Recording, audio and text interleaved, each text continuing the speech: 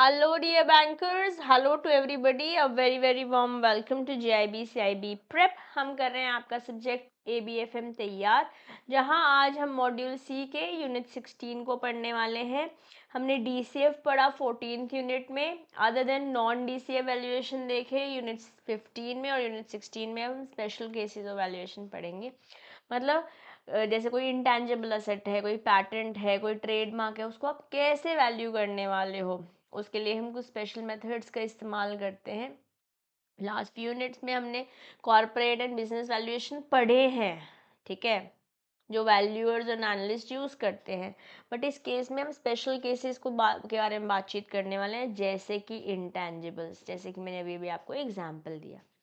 हमारा नेचर है ना, हम असेट्स उनको मानते हैं जो विजिबल है, बट एक्चुअली में जो इनविजिबल हैं, जो इंटेंजिबल हैं, वो भी हमारे असेट्स ही हैं। जैसे कि patents, no, there is some key personnel as a person in your organization. Okay, there is some technology that you're using, the brand name that you have, the goodwill that you have. Yeah, so one of the prominent arguments made against valuation method in general and in particular against financial analyst is we give intangible asset very little consideration, जबकि इनको proper तवज्जो दिया जाना चाहिए, है ना। अगर इनको प्रॉपर तवज्जो दिया जाएगा तो प्रॉपर वैल्यूएशन, ट्रू वैल्यूएशन हम निकाल के आ पाएंगे। अदरवाइज कहीं ना कहीं जो असेट की वैल्यूएशन है वो अंडर वैल्यूड ही है। ओके, तो जो हम अप्रोचेज यूज़ करते हैं वैल्यूएशन की, जनरली जो पॉसिबली इंडिपेंडेंटली यूज़ किया जाता है वो DCF है, कि कितने पैसे कहाँ से जनरेट हो रहे हैं, उसको हम डिस्काउंट करके कैलकुलेट कर देते हैं, हम ऑलरेडी पढ़ चुके हैं। ओके, बट इसके अलावा अगर हमारे को ट्रेड मार्क, लेट से कोई कॉपीराइट, कोई लाइसेंस, कोई फ्रेंचाइजी करना है, तो सॉरी, तो आप कैसे यूज़ करेंगे? यस, जब इंडिपेंडेंटली आप कैलकुलेट कर रहे हैं एसेट वैल्यू, तो वहां पर आप DCF वैल्यूएशन ही यूज़ करेंगे। बट जब इंडिपेंडेंट नहीं है कैश इनफ्लो, मतलब इन पर्टिकुलरली वहीं से नहीं आ रहा है, तो आप यूज़ करते हो, अप्रोचेज में यूज़ करते हो capital investment, DCF and relative DCF के बारे में हम बातचीत ऑलरेडी काफ़ी डिटेल में कर आए हैं। अगर मैं इन कैपिटल इन्वेस्टमेंट के बारे में बात करती हूँ, तो जैसे मान लेते हैं किसी ने गुडविल परचेज करी 1 करोड़ रुपए में, तो वैल्यू 1 करोड़ रुपए जब तक चेंज नहीं हो रही है। और DCF रिलेटिव हम ऑलरेडी पढ़कर आए हैं, ये यूनिट हम 14 में पढ़ के आए हैं, और ये यूनिट हम 15 में पढ़ कर आए हैं, तो आई होप यू ऑलरेडी आपको आते हैं, है ना। तो चलिए क्वेश्चन देखेंगे। What are intangible assets? Intangible assets कौन से हैं जो दिख नहीं रहे हैं, जिनको आप टच नहीं कर पा रहे हो बट है। Non monetary assets with tangible value, financial asset devoid of physical substance. Okay, non-monetary asset devoid of physical substance, और monetary asset having material form. material form तो है ही नहीं, material substance तो नहीं है, no there is material physical substance तो नहीं है, बट ये नॉन मॉनेटरी एसेट्स है। इनको आप मॉनेटरी टर्म्स में एग्जैक्टली नहीं ले सकते, है ना। तो उसकी वैल्यूएशन कर रहे हैं हम। Which of the following approaches do you believe is the most suitable for purpose of determining the value of intangible asset? जब आप intangible asset ले रहे हो, सबसे बढ़िया relative, सबसे बढ़िया, very very important, यहाँ से previous year में क्वेश्चन आपसे पूछे गए हैं। Okay, now which of the following statement is correct? इनमें से कौन सी statements correct है? ये क्वेश्चन है आपके स्क्रीन पर। Financial companies by their very nature are not highly levered institutions. Highly levered तो है, बहुत पैसा होता है यहाँ पे जो लेना देना हो रहा होता है। Net interest income and fee income are the least important sources income for the bank. How can that be possible? Interest से तो हम पैसे कमा रहे हैं, और फी भी है commission based. A basic principle of accounting says that a capital expenses must be separated from operating expenses.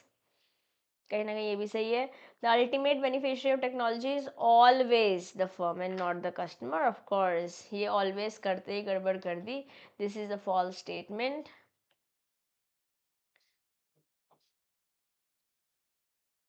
But आपसे तो करेक्ट पूछ रहे हैं।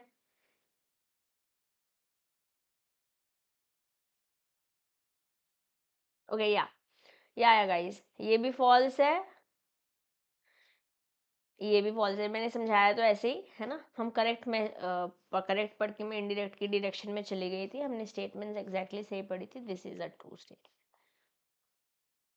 बट ट्रू ही पूछा है आपसे, correct. Yeah. Which of the following would have a negative impact on the demand of real estate? Low liquidity.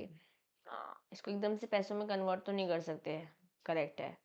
Potential of capital growth, ये तो नेगेटिव नहीं है, ये तो पॉजिटिव है। नेगेटिव पूछ रहे हैं आपसे। रिकरिंग इनकम, अगर रेंट एटसेट्रा आने लगता है तो ये भी पॉजिटिव है। Properties potential for redevelopment, that's also positive. आपसे नेगेटिव पूछ रहे हैं तो आंसर क्या होने वाला है? Question on the screen,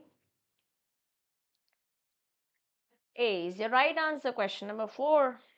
convertibility securities, convertible क्या है? जो आज तो डेट है बट देन इक्विटी में कन्वर्ट हो जाएगा। हाइब्रिड इंस्ट्रूमेंट्स यूनिट 19 में बहुत डिटेल में बात करेंगे, अभी के लिए ऑप्शंस देखते हैं। Convertible into cash at holders description, a bond और preference share convertible at company's option in equity,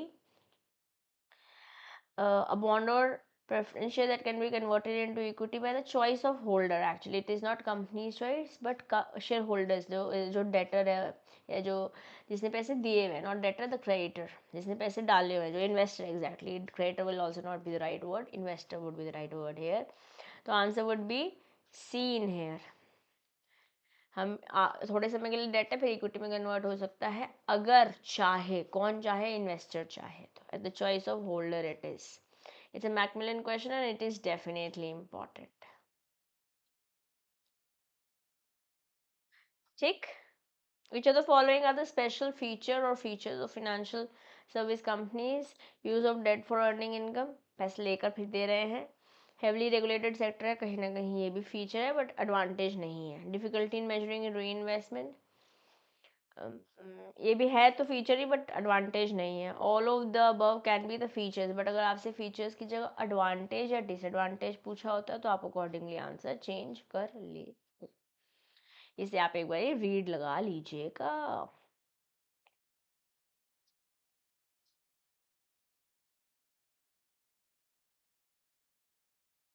ठीक। चलो अब एक बस 3 केसेस है, चैप्टर अपनी आखिरी सांस से गिनना, बहुत आसान चैप्टर है। ठीक है, हमारे पास 3 केसेस हैं। बेसिकली बोल रहे हैं कि हमें स्ट्रैटेजिक डिसीजंस ऑर्गेनाइजेशंस को लेने होते हैं, जो अगर गलत ले लिए जाए तो उसका क्या रेपरकशन हो सकता है। तो कोडेक का केस है जहाँ से ऑलमोस्ट हर एग्जाम में क्वेश्चन पूछा है। Very very important. आईबीएम अभी रिसेंट अटेम्प्ट में अगर मैं बोलूँ तो जुलाई 2024 में पूछा गया है, और जेरोक्स भी इम्पॉर्टेंट है। तो मैं कहूँगी overall it is overall all and all important topic. और बिल्कुल मुश्किल नहीं है, ध्यान से बस आपको मेरी कहानी सुननी है एक बार, एंड यू आर सॉर्टेड। ये 3 कंपनीज हैं जिन्होंने टेक्नोलॉजी चेंज नहीं करी, बेसिकली स्ट्रैटेजिक डिसीजन सही नहीं हुए, जिसकी वजह से अल्टीमेटली अपनी पोजीशन खो गए।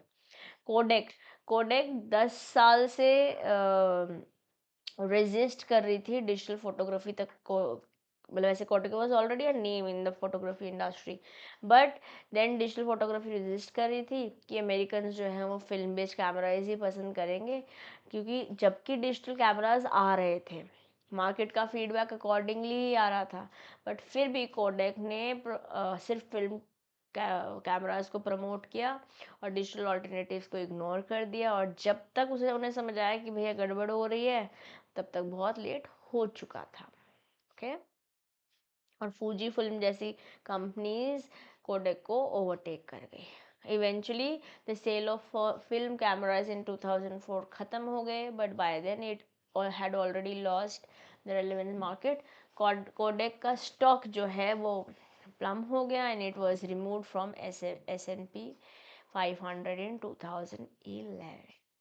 ठीक है, बहुत बढ़िया company, strategic decision gone wrong, इस तरीके से क्रैश हुआ था। ठीक है, मूविंग फॉरवर्ड, आईबीएम का केस। आईबीएम के केस के बारे में ऑलमोस्ट हम सब जानते हैं, हमें पता है आज जो माइक्रोसॉफ्ट के पास माइक्रोसॉफ्ट जो बना हुआ है वो माइक्रोसॉफ्ट ना होके आईबीएम का सॉफ्टवेयर था पहले, बट आईबीएम ने कहा कि मैं अपना हार्डवेयर संभालूं कि सॉफ्टवेयर संभालूं, तो उन्होंने सॉफ्टवेयर कर दिया, बेच दिया माइक्रोसॉफ्ट को। और माइक्रोसॉफ्ट तो आज we know what is it. 1980 में IBM was threatened by the rise of personal computers. Despite having the capability to develop an operating system for PCs, IBM ceded their opportunity to Microsoft. ये एक गलत decision, dramatic loss. However, IBM eventually recovered. आज IBM एक अपना नाम है, but एक opportunity cost तो चली गई. यस. फिर जेरोक्स आज भी हम कहीं ना कहीं फोटोकॉपी को जेरोक्स कहते हैं. ऐसे बोलते हैं ना, जैसे हम वनस्पति घी को जैसे आज डालडा बोलते हैं, डालडा घी. It is Dalda was a company, है ना. या हम कोई कोई मूवीज में पर्टिकुलरली उस एक्टर की जगह उस रोल का नाम लेते हैं, है ना. उसी तरीके से जेरोक्स बहुत समय तक, आज भी बहुत जगह फोटोकॉपी की जगह हम जेरोक्स कराने जा रहे हैं बोलते हैं. But xerox was a company that dominated the photocopier market for decades. But emerging technology के साथ ये भी चेंज नहीं हुए. जैसे ईमेल्स आए, फैक्सेस आए, लो कॉस्ट प्रिंटर आ गए, ये चेंज नहीं हुए. ऑल्दो जेरोक्स ने सेवरल की टेक्नोलॉजीज बनाई, बट उन्हें कैपिटलाइज नहीं कर पाई. और 1990 अगर एंड में जाओ, 2000 के आसपास, कंपनी जो इतनी बढ़िया थी उसके फॉर्च्यून्स ख़त्म हो गए. And by 2000 doubts about its future arouse.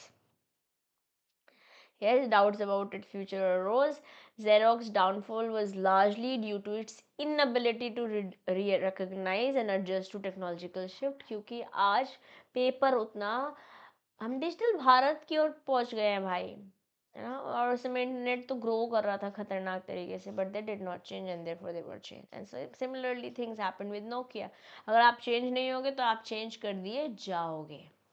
या फिर ये तीनों ही केस कहीं ना कहीं इम्पोर्टेंस बता रहे हैं कि अगर आप मार्केट चेंजेस के साथ चेंज नहीं होगे, टेक्नोलॉजिकल एडवांसमेंट नहीं लेकर आओगे, showing that failure to innovate and embrace new opportunity, company आज नहीं तो कल टाटा बाय बाय हो ही जाएगी. अब हमारे पास cyclical and non cyclical companies है. एक छोटा सा टॉपिक है, but when I was making the content, अभी तक यहाँ से बहुत डिटेल्ड क्वेश्चन नहीं पूछा गया है, बट माई गट से यहाँ से क्वेश्चन इस बार आने वाला है. थोड़ी सी अंडरस्टैंडिंग ले लेते हैं. Cyclical companies whose earnings fluctuate, मतलब जैसे कोई कंपनी है जो सर्दियों के कपड़े बनाती है, तो साइक्लिकल है ना, बिजनेस उसका साइक्लिकल है. तो उनकी जो अर्निंग्स है वो फ्लक्चुएट करती है अपनी इकोनॉमिक साइकिल के अकॉर्डिंग. तो वहाँ उनको वैल्यू करने के लिए कुछ स्पेसिफिक अप्रोचेस का इस्तेमाल किया जाता है. हमारे पास दो की मेथड्स हैं इन्हें हैंडल करने के लिए. एक तो है एडजस्ट एक्सपीरियंस ग्रोथ, दूसरा है नॉर्मलाइज अर्निंग्स. ठीक है. एडजस्ट एक्सपेक्टेड ग्रोथ, क्योंकि साइक्लिकल बिजनेस है तो प्रॉफिटेबिलिटी कहीं ना कहीं पुअर रहती है during economic downturns, but see quick recovery जैसे इकोनॉमी इम्प्रूव करती है. एक बढ़िया तरीका ये है कि एडजस्ट कर दो ग्रोथ रेट को for future earnings to reflect the cyclical changes, कि फ्यूचर में ऐसे चेंज होगा, ये हमारा बिजनेस जो है इस समय में डाउन जाता है, let's say. Okay, this involves using a higher growth rate if the company is expecting to improve, and a lower if the downturn is expected. आने वाले समय में डाउनटर्न होने वाला है तो आप अपना रिटर्न जो है उसे कम कर दो, और अगर ग्रोथ होने वाली है तो रिटर्न उसे ज़्यादा कर दो. ये एक स्टेटमेंट है जो मुझे लगता है इस बार एग्जाम में आपसे क्वेश्चन पूछा जा सकता है. Have you aligned? Important indeed. Okay. However ये मेथड जो है डिपेंड करता है on the accuracy of macro economic forecast which can be uncertain. Macro मतलब in general industry wide. Macro बड़ा होता है, IENIFS में आप पढ़ के आए हो. जब मैं किस पर्टिकुलरली एटेक कंपनी के बारे में बात कर रही हूँ तो माइक्रो के बारे में बात कर रही हूँ. इन जनरल एजुकेशन इंडस्ट्री के बारे में बात कर रही हूँ तो मैक्रो के बारे में बात कर रही हूँ. नेशन के बारे में बात कर रही हूँ तो मैं मैक्रो के बारे में बात कर रही हूँ. किसी पर्टिकुलर बंदे के बारे में बात कर रही हूँ, हाउस होल्ड के बारे में बात कर रही हूँ तो माइक्रो के बारे में बात कर रही हूँ. Micro we know is small, micro organism, macro is big. अब नॉर्मलाइज अर्निंग्स दूसरा तरीका है साइक्लिकल बिजनेसेस के लिए.